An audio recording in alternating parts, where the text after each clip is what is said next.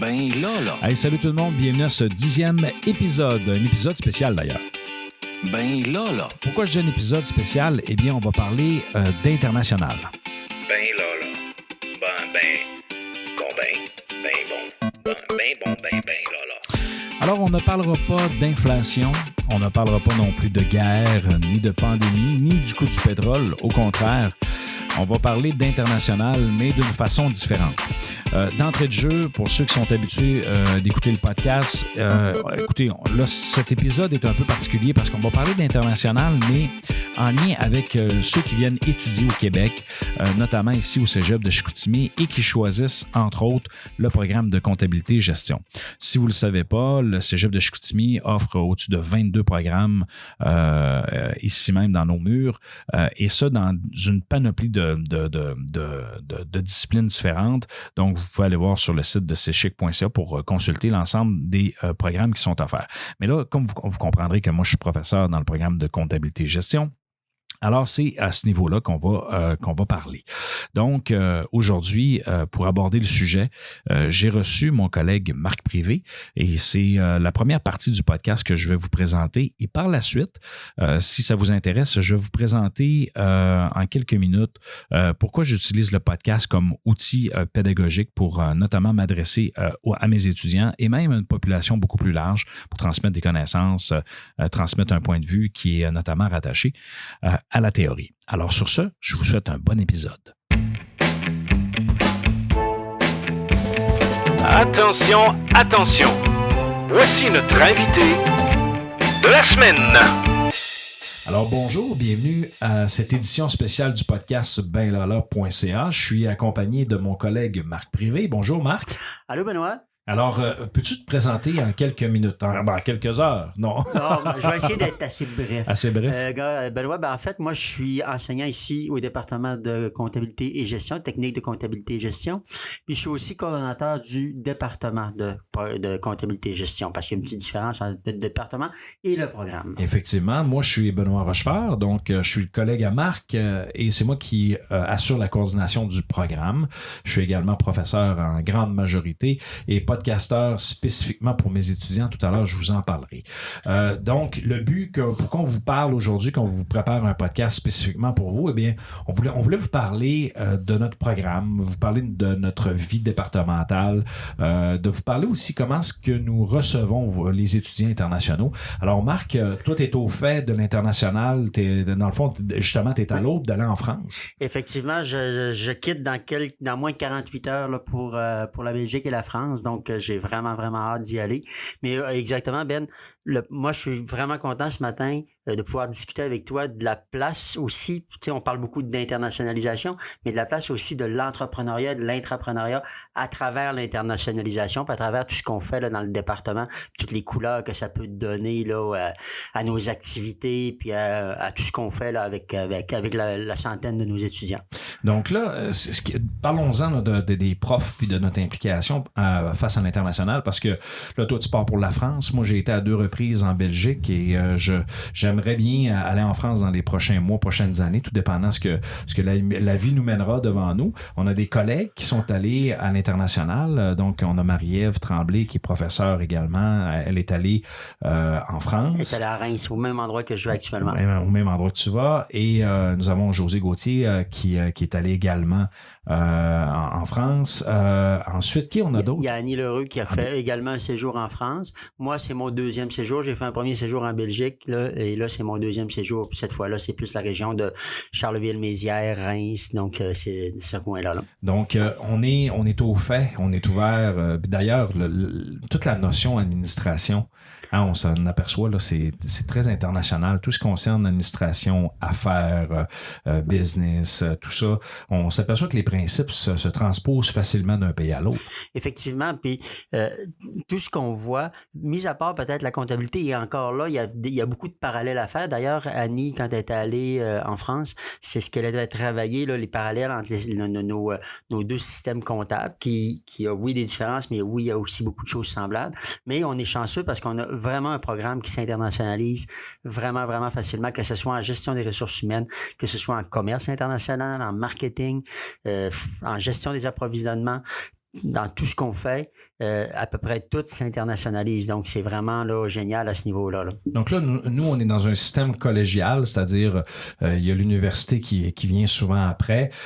Justement, là, parlons-en un peu de notre programme, parce que nous, c'est comptabilité et gestion. On a travaillé d'ailleurs sur des cartes de programme qui s'adaptent facilement avec justement des IUT ou des universités françaises pour être capable de faire le pont entre nos universités, dans le fond, en fait, nos établissements d'enseignement. Toi, Marc, on a collaboré ensemble là-dessus. Qu'est-ce que tu penses des efforts qu'on a fait par rapport à ça? Il y a de très gros efforts qui ont été faits. Puis ce qui est intéressant de notre niveau d'enseignement, tu sais, l'enseignement supérieur, quand tu arrives ici au Québec, ben nous, on est la porte d'entrée de l'enseignement supérieur.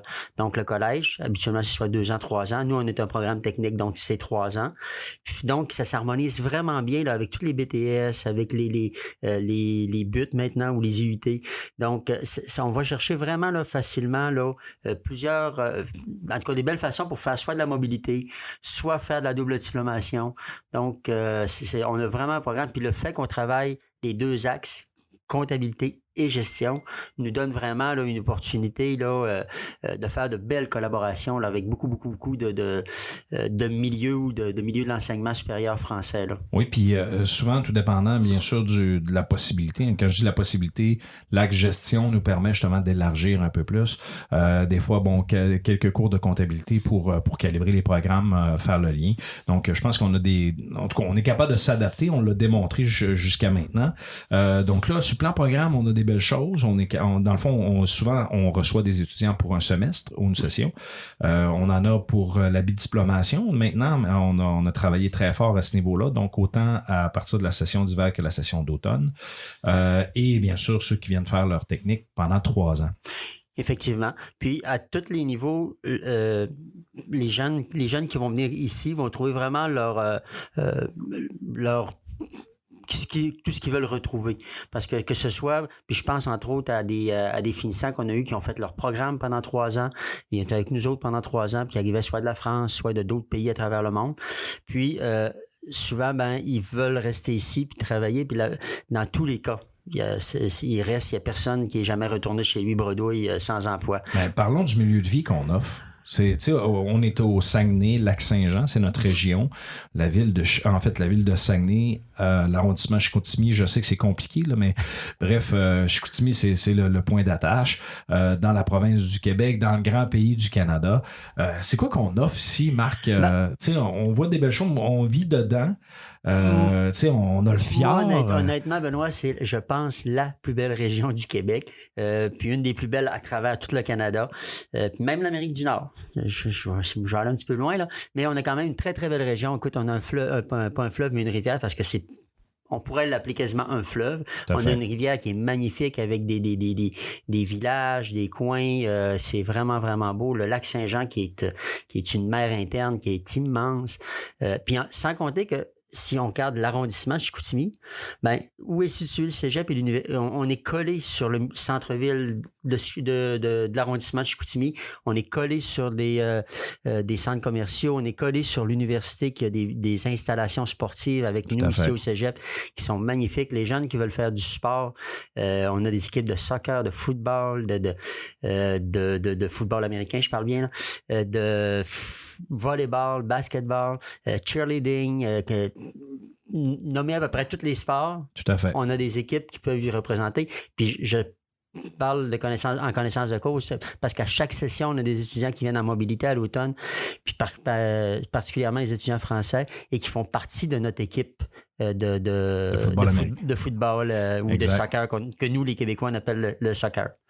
Donc, un milieu de vie bien centré avec à proximité plusieurs endroits intéressants parce que veux pas, quand tu arrives au Saguenay-Lac-Saint-Jean, le transport en commun, c'est pas toujours facile dans le sens que si tu sors de l'arrondissement, il faut que tu prennes l'autobus, ça peut être un petit peu plus long parce qu'on n'a pas de train. Pour ceux qui, en France, on sait, en Europe, le train est un outil de transport très pratique, mais ici, écoute, on prend le train pour la marchandise et pour se rendre à Montréal à l'intérieur de 8 à 12 heures. Alors, c'est très, très, très, très, très, très long. Disons que c'est un petit peu différent à ce niveau-là. Parlons maintenant parce que là, on a parlé du milieu de vie, on a parlé du programme, mais l'accueil, comment est-ce qu'on les reçoit, nos étudiants internationaux, Marc? Ben, à chaque année, à chaque début de session, c'est un peu la fête. Je veux dire, on accueille particulièrement à la session d'automne, lorsqu'on débute, bon, il y a des activités d'accueil pour tous les étudiants, que ce soit internationaux ou qui viennent ici du Québec. Mais on fait habituellement, à chaque semaine, on a une journée spéciale où le thème, c'est vraiment l'international. Donc, on donne la place pour que ces jeunes-là soient intégrés, participent avec nous, puis embarquent vraiment là. On veut les intégrer dans notre place, avec nous autres, là, pour qu'ils fassent un beau voyage. Puis même au niveau collégial, au niveau du cégep, on a des personnes désignées ici, je pense à Manon, je pense à André Archer, qui vont se déplacer, qui vont aller accueillir ces jeunes-là lorsqu'ils débarquent de l'avion à Montréal. Puis qui les accompagnent parce que là, il y a toute la paperasse administrative, les ci, les ça. Ces gens-là vont les accompagner pour vraiment faciliter l'intégration, faciliter l'arrivée au Québec, là, pour que ce soit vraiment une belle expérience. C'est super intéressant, Marc. D'ailleurs, je me demande, tu sais, là, tu parles de l'accueil notamment du collège parce qu'on va les chercher à l'aéroport, on s'en occupe. Nous, sur le département, tu sais, on fait souvent des activités d'accueil. On prend du temps dédié pour nos étudiants internationaux, notamment pour favoriser leur intégration. De façon générale, comment ça se passe? Bon, ça se passe très bien. Je veux dire, que ce soit pour le département ou pour chaque cours aussi, parce que dans chaque cours, on fait des activités. Moi, par exemple, j'enseigne en gestion des ressources humaines et lorsque j'accueille les internationaux, j'accueille tous les étudiants, mais ils sont intégrés à la panoplie d'activités que je vais faire. Je vais même souvent leur permettre de découvrir des petites choses régionales, parce que même pour nos étudiants réguliers, il y a beaucoup de choses qu'ils ne connaissent pas nécessairement de leur région. Donc, ça nous permet, là, autant au niveau du programme qu'au niveau dans chacun de nos cours, on leur permet là, de découvrir ce côté-là de notre région. Puis je crois, en tout cas, ce que je peux observer, c'est qu'il se lie des belles relations d'amitié entre ces jeunes-là. Mais comment ça se passe, la relation avec les étudiants? Parce que, tu sais, veux pas, ça fait quand même quelques années. Ça fait combien d'années là, qu'on reçoit des étudiants internationaux? Ça fait au-dessus de plus de 10 ans. Moi, si je reviens un petit peu en arrière, je pense à ma connaissance, on a commencé à accueillir des étudiants internationaux aux alentours de 2009. OK. Donc, si on regarde, ça fait une douzaine d'années là, qu'on accueille des étudiants internationaux. Donc là, on avait quand même, tu sais, c'était pas majoritairement, il n'y en avait pas une tonne non plus. Maintenant, on est rendu qu'on en accueille beaucoup. Là. Donc là, ça s'est développé depuis, je dirais, les 5 dernières années. Là. Oui. C'est quasiment au moins entre 25 et 30 par année, là, à peu près. Là. Oui, effectivement, on reçoit beaucoup d'internationaux. C'est sûr que la pandémie a ralenti un petit peu le processus, mais on reçoit énormément d'internationaux. Puis ça donne vraiment une belle couleur à l'ensemble de nos cours, à l'ensemble des activités du programme. Même, je te dirais, moi, je suis aussi responsable du club entrepreneur ici au Cégep. Puis à chaque session, quand les internationaux arrivent, ils s'intègrent au club entrepreneur. Puis c'est une belle façon de s'intégrer aux différentes activités parce que là, on a des colloques, on a des rencontres avec d'autres institutions de la région ou extérieures à la région. Donc, c'est une belle façon de développer leur réseau. Puis ces réseaux-là, ces liens-là, ils restent en permanence parce que moi, je sais qu'il y a plusieurs étudiants qui ont passé, qui ont échangé ensemble parce qu'ils étaient ici pour une session, pour un an, puis avec des étudiants québécois, puis ils sont restés en contact, puis ils échangent. Encore, moi, la semaine, lorsque je vais aller en France la semaine prochaine, j'ai 2 étudiants avec qui qu'on était en contact ici au Québec. Mais là, quand ils ont vu que j'allais aller en France, dans leur coin de pays, on va s'arranger pour se voir, pour jaser un petit peu, pour voir où ils sont rendus. Parlons-en de cette proximité-là, parce que souvent, on se le fait dire que les étudiants trouvent que notre rapport avec les étudiants, on a quand même une proximité très facile d'accès. Donc, cette relation-là, elle est aussi intéressante pour nous autres parce qu'on a la possibilité d'apprendre à les connaître, puis aussi de leur faire vivre un autre mode d'enseignement qui est différent aussi que dans leur pays d'origine. Oui, effectivement. Puis je pense qu'on a en tout cas pour la majorité des enseignants ici, on travaille beaucoup avec ce que j'appelle, moi, la pédagogie expérientielle. On essaie de mettre le plus possible les jeunes à vivre des expériences. Donc, quand on fait ça, ben vous veut pas, comme tu le dis, hein, mais tout le côté connaissance, le côté cognitif, le côté intérêt, si tu veux, pour l'être humain, ben il change. Ce qui fait que nos étudiants, ben veut pas se rapprochent encore plus un peu de nous, puis on a des échanges des fois qui sont assez intéressants. Puis même, moi, je pense justement à mon cours de gestion des ressources humaines de l'automne dernier, où j'avais des étudiants, des équipes d'étudiants français et québécois qui travaillaient ensemble, des écouter échanger sur leur culture, sur les façons de voir, je sais pas moi, les relations de travail, de voir juste de voir la présentation d'un CV qui est différent d'un à l'autre, ben ça leur permet de connecter au niveau individu, puis même pour nous autres, tu sais, on apprend, on s'aperçoit des choses, on voit que d'une région à l'autre, des fois, ça peut être différent. Les étudiants français, les étudiants africains, les étudiants de la Belgique, donc il y a tout un petit peu, on en retire énormément. Là. Puis dans cet échange-là, justement, cette proximité-là, elle est causée aussi par l'enseignement, par l'action, l'enseignement par projet qui fait partie quand même, je pense, une bonne partie des professeurs utilisent ça pour transmettre des connaissances, développer des compétences, parce que souvent on va parler de ce mode de développement de compétences-là auprès des étudiants, que ce soit autant internationaux que nos étudiants québécois, parce que dans le fond, on n'adapte pas notre façon d'enseigner parce que les étudiants sont internationaux. Au contraire, ils s'intègrent très bien, puis c'est là où ça devient plus facile aussi avec eux de les intégrer dans nos équipes, dans nos groupes de travail. Oui, puis tu sais, Ben, j'aimerais peut-être aller faire un petit peu de pouce ce que tu amènes. Puis effectivement, notre département, depuis 2008 ou 2009, on s'est doté d'une structure, ce qu'on appelle de dire on va développer les compétences entrepreneuriales. Puis c'est ce qui nous amène à faire vivre des expériences, c'est ce qui nous amène à mettre les jeunes en action parce qu'on veut qu'ils développent leur autonomie, on veut qu'ils développent leur leadership, leurs compétences relationnelles avec les autres parce qu'au-delà des compétences techniques qu'on apprend de la comptabilité, puis c'est ça, ben, c'est ce qui va faire la différence sur le marché du travail, c'est ce qui va faire la différence dans une entreprise quand le jeune va arriver. Fait que nous, comme département, puis comme programme, on le travaille depuis plusieurs années, puis on est rendu, en tout cas moi, ce que je vois, c'est qu'on est rendu qu'on le fait sans même s'en apercevoir.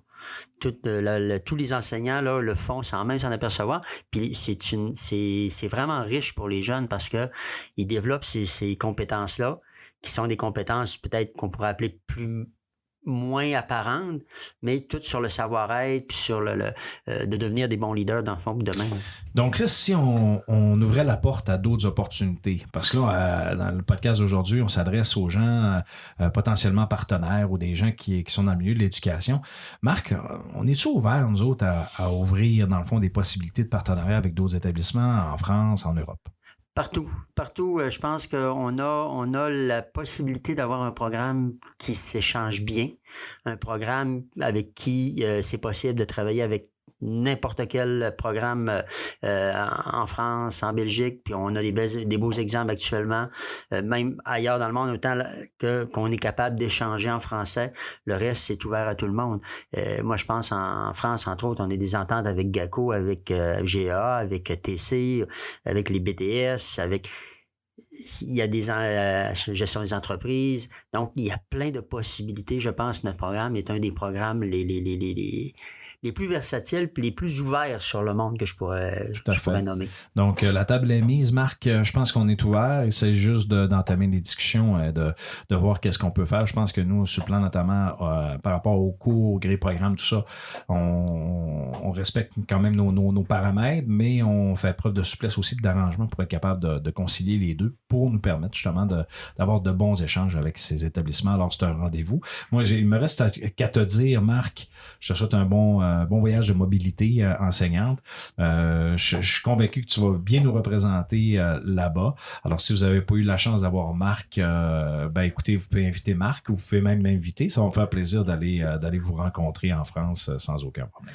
Ça fut un plaisir, Benoît, d'échanger avec toi sur l'internationalisation dans notre programme. Puis, je pense effectivement qu'on a quelque chose d'intéressant pour toutes les institutions, que ce soit lycée, les IUT françaises ou belges ou n'importe où dans le monde.